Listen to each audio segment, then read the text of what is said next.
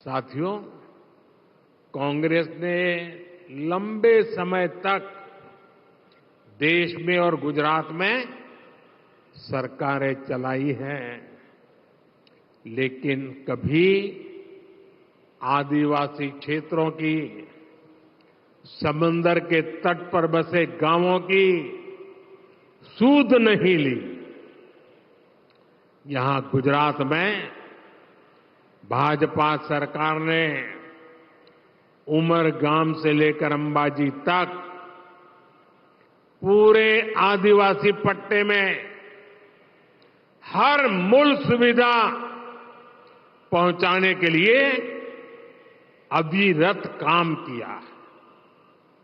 लेकिन देश के स्तर पर ऐसा नहीं हुआ। 2014 तक देश में 100 से अधिक जिले विकास में अंतिम छोर पर थे, कोई पूछने वाला नहीं था। इनमें से अधिकतर आदिवासी बाहुल्य जिले थे। पिछले 10 वर्षों में हमने इन जिलों को तेज विकास के लिए आकांक्षी बनाया।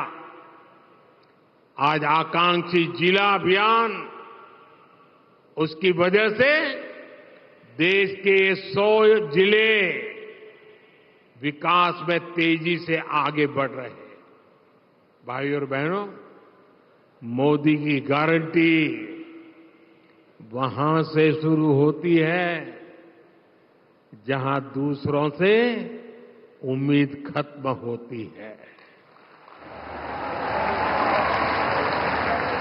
देश के गरीब को पहली बार ये भरोसा हुआ है कि उसे पक्का घर मिलेगा, क्योंकि मोदी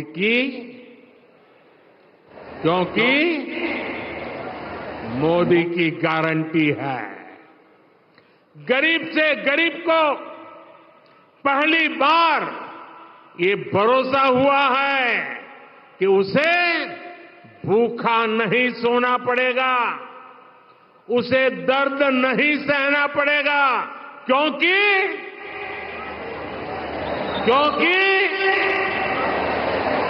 दूर सुदूर के गांव में रहने वाली बहन को भी भरोसा है कि उसके घर बिजली आएगी, नल से जल आएगा, क्योंकि मोदी की गारंटी है। क्योंकि गरीब, किसान, दुकानदार, मजदूर, इन्होंने कभी सोचा भी नहीं था कि इनके लिए भी बीमा और पेंशन की योजनाएं बनेगी। लेकिन आज ये हुआ है क्योंकि, पूरी आवाज से बताइए, क्योंकि साथियों, आदिवासी क्षेत्रों में सिकल सेल एनीमिया एक बहुत बड़ी चुनौती रही है। गुजरात का मुख्यमंत्री रहते हुए हमने इसके लिए अनेक कदम उठाए, लेकिन इस बीमारी को दूर करने के लिए देश के स्तर पर प्रयास होना जरूरी था। अब हमने सिकल सेल एनीमिया से मुक्ति दिलाने के लिए राष्ट्रीय मिशन शुरू किया है।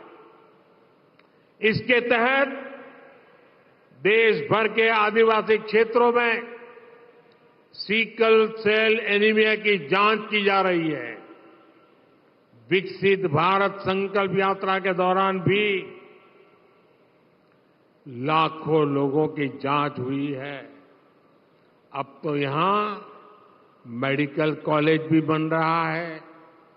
आदिवासी बहुल जिले में मेडिकल कॉलेज बनना पहले कितनी बड़ी बात होती थी। आज अनेक आदिवासी जिलों में मेडिकल कॉलेज बन चुके हैं। साथियों, गरीब हो या मध्यम वर्ग, गांव हो या शहर, हमारी सरकार का प्रयास है कि हर देशवासी का जीवन स्तर और सुधरे। अपने दशकों के शासन में कांग्रेस भारत को 11वें नंबर की इकोनॉमी ही बना पाई। इकोनॉमी में पीछे रहने का मतलब यह था कि देश के पास पैसे भी कम ही रहते थे। इसलिए तब न तो गांव का अच्छे से विकास हो पाया और न ही छोटे शहरों में विकास हो पाया। भाजपा सरकार ने अपने 10 साल के शासन में ही भारत को 10 नंबर से 5 नंबर की इकोनॉमी बना दिया। इसका मतलब यह है कि आज भारत के पास, देशवासियों के पास खर्च करने के लिए कहीं ज्यादा पैसा है और इसलिए भारत एक खर्च भी कर रहा है। इसलिए आज देश के छोटे शहरों में भी कनेक्टिविटी का शानदार इंफ्रास्ट्रक्चर बन रहा है। कोई सोच भी नहीं सकता था कि छोटे शहरों से भी हवाई यात्रा इतनी सहज होगी। आज देश के अनेक छोटे शहरों में लोग हवाई यात्रा का लाभ ले पा रहे हैं। कांग्रेस के दशकों के शासन ने शहरों को झुग्गियां दी। हम झुग्गियों की जगह गरीबों को पक्के घर दे रहे हैं। बीते 10 साल में हमने गरीबों को 4 करोड़ से ज्यादा पक्के घर बनाकर दिए हैं। 4 करोड़। आप सोचिए साथियों, आज दुनिया डिजिटल इंडिया को पहचानती है। ये वही डिजिटल इंडिया अभियान है जिसका कभी कांग्रेस के लोग मजाक उड़ाया करते थे। आज डिजिटल इंडिया ने छोटे शहरों को ट्रांसफॉर्म कर दिया है। इन छोटे शहरों में नए स्टार्टअप बन रहे हैं। स्पोर्ट्स के क्षेत्र में नए युवा सामने आ रहे हैं। हम गुजरात में भी छोटे शहरों का विस्तार होते देख रहे हैं।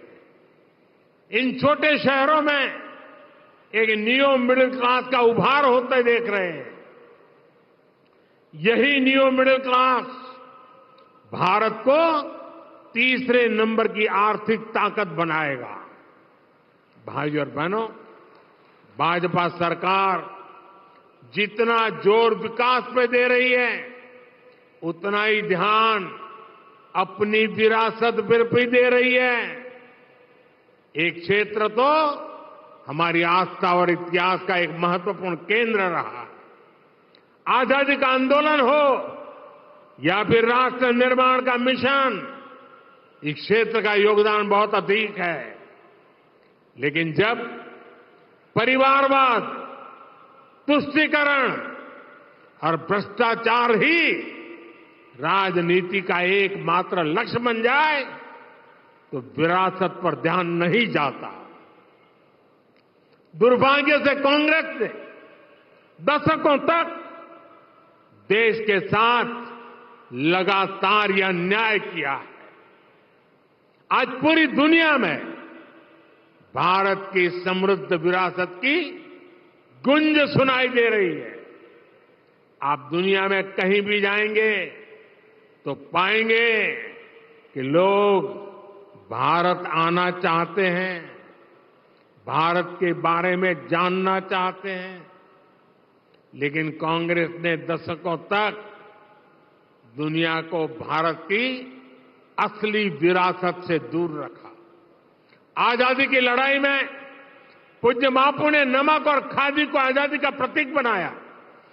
कांग्रेस ने खादी को भी बर्बाद कर दिया और नमक सत्याग्रह की इस भूमि को भी भुला दिया। दांडी नमक सत्याग्रह के स्थल पर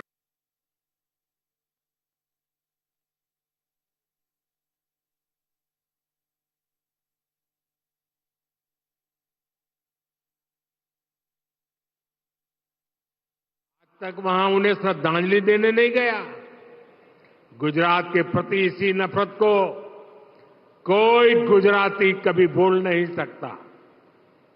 साथियों, आपने देखा है कि कैसे कांग्रेस के लोग मोदी की जाति को भी गाली देते हैं, लेकिन कांग्रेस वाले भूल जाते हैं कि जितनी गाली देंगे 400 पार का संकल्प उतना ही मजबूत होगा।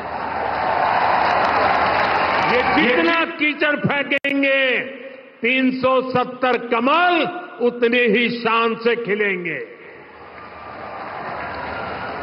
भाई और बहनों, कांग्रेस के पास आज मोदी को गाली देने के अलावा देश के भविष्य के लिए कोई एजेंडा नहीं है।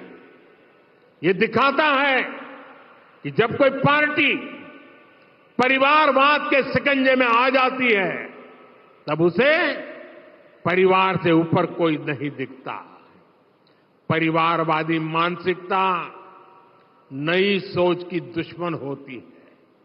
परिवारवादी मानसिकता नई प्रतिभा की दुश्मन होती है। परिवारवादी मानसिकता युवाओं की दुश्मन होती है। अपने परिवार की रक्षा के लिए वो वही पुरानी स्थिति बनाए रखना चाहते हैं। कांग्रेस के साथ आज यही हो रहा है, जबकि भाजपा आने वाले 25 वर्षों उसका एक रोड मैप बनाकर देश के सामने विकास के लक्ष्य को लेकर के निकली है।